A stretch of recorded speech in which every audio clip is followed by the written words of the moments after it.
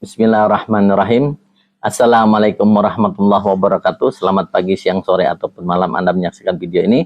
Bertemu lagi dengan saya Kisami Haji, praktisi supranatural, advisor, intuisi dan astral, guru besar dari Paguyuban Asma Jati Kusuma. Nah, jadi teman kita ini nanya apakah perlu kita mengaktifkan energi atau meningkatkan energi, bahasanya untuk ke jenjang yang berikutnya. Bahasanya itu untuk supaya ada peningkatan. Sebenarnya ini tak kasih tahu nih, ini rahasia sebenarnya tersembunyi ya.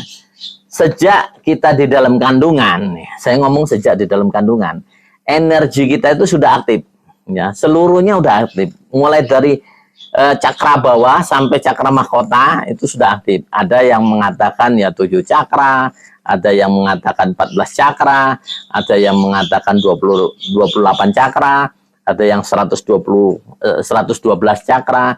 Itu sebenarnya semuanya sudah aktif. Saat kita dilahirkan pun itu sudah aktif.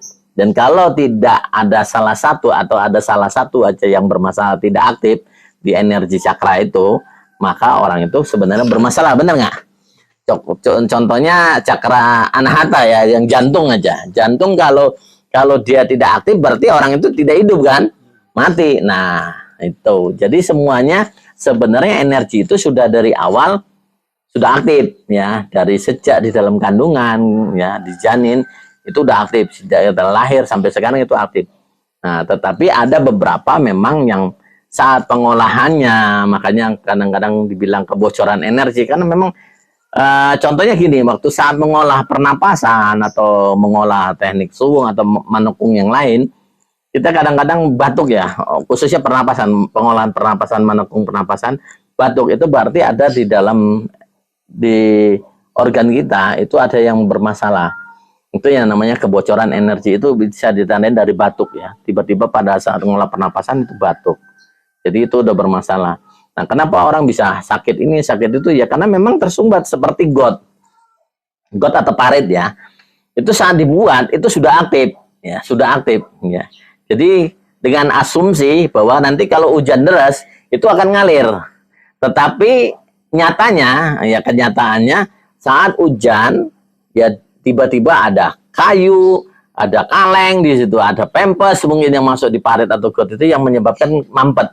Nah, mampet itu airnya meluap. Nah, begitulah sebenarnya energi.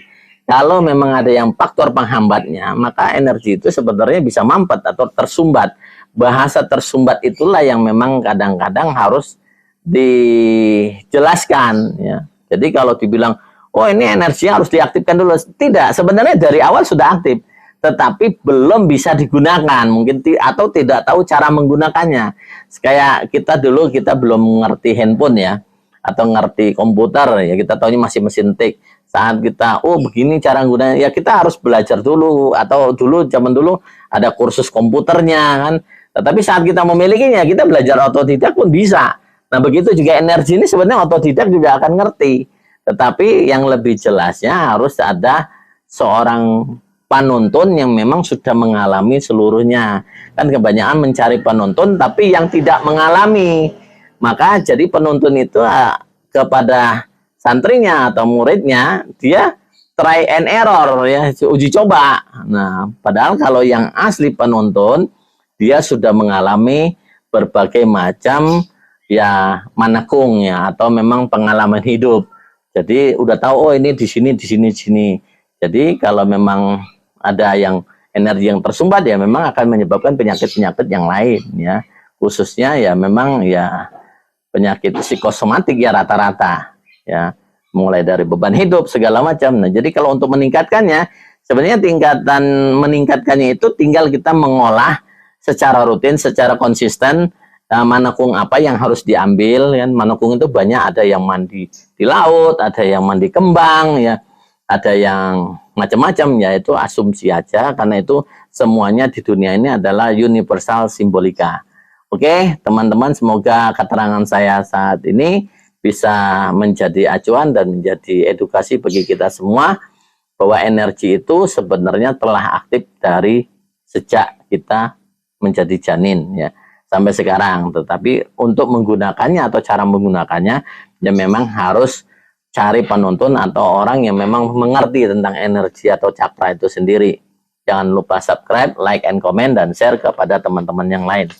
Salam Rahayu Rahayu Sagung Dumadi dari Kisami Aji.